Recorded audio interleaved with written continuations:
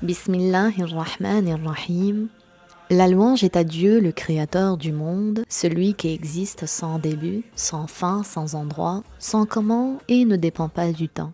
Absolument rien ne ressemble à Allah et il est celui qui entend et qui voit. Quoi que tu puisses imaginer, Dieu en est différent. Que l'élévation en degrés et la préservation de sa communauté de ce qu'il craint pour elle soit accordée à notre maître Muhammad sallallahu alayhi wa sallam al-Amin, l'honnête, celui qui a appelé à la religion de vérité, l'islam, la religion de tous les prophètes, du premier Adam au dernier Muhammad sallallahu alayhi wa sallam. Allah subhanahu wa ta'ala a ordonné aux musulmans de jeûner le mois de Ramadan.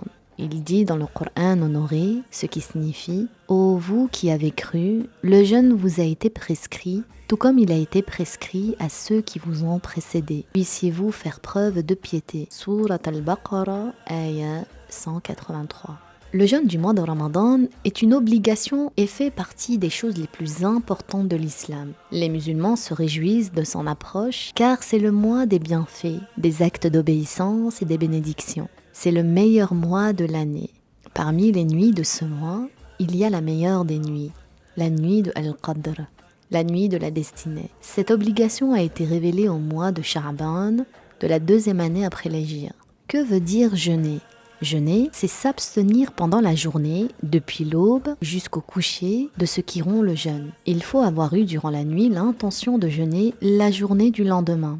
Jeûner est une obligation pour tout musulman pubère, saint d'esprit, capable de jeûner. Le jeûne n'est pas valable de la part du non-croyant d'origine et de l'apostat.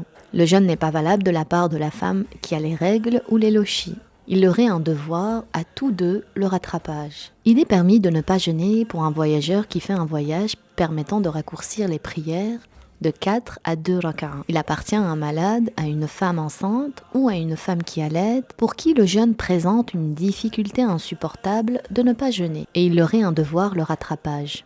Le jeûne du mois de Ramadan devient obligatoire dans l'un ou l'autre des deux cas suivants, à savoir lorsque le mois de Sha'ban a atteint 30 jours ou alors lorsqu'on a aperçu le croissant de lune du mois de Ramadan, la nuit qui suit le 29e jour de Sha'ban, conformément à la parole de notre maître Muhammad sallallahu alayhi wa sallam qu'il a dit « Soumu li ru'yatihi wa aftiru li ru'yatihi fa in ghumma alaykum fa akmilu iddata Sha'ban 30 yawman » ce qui signifie « Jeûnez à la vue du croissant de lune et interrompez le jeûne à la vue du croissant. Et si vous ne l'avez pas vu, poursuivez le compte de Sha'ban à 30 jours, rapporté par Al-Bukhari et Muslim. Celui qui a vu le croissant de lune de Ramadan doit jeûner, de même celui qui ne l'a pas vu lui-même, mais a été informé de son apparition par un musulman adl, juste, libre et qui n'est pas connu pour être un menteur.